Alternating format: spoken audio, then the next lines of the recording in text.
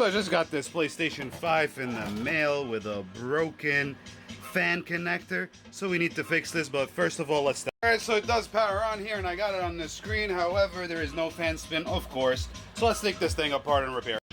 Alright, we're down to the motherboard here and we can see the damage. Alright, here under the microscope you can see we're going to need to make a trace for this one right here. And this one is good right there. We'll tab it down. However, this is just ground and it's going to be easy. Alright, we got that right. Alright, so I got that one trace for the controller, the fan controller. Alright, so I put some UV mask right here just to keep these things glued down together forever. And let's try it out. Yep, I got it right here. I'm holding it down as the UV is curing it.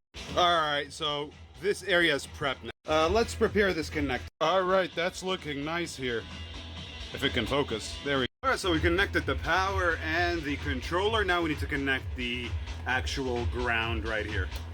Alright, I etched the space for it right here. And yeah, I just created that bridge right there. Here is that bridge under the microscope, so we got it all blocked. Alright, I slightly put it in here just to test it. Let's see. Oh, boom. There we go. The fan turns on.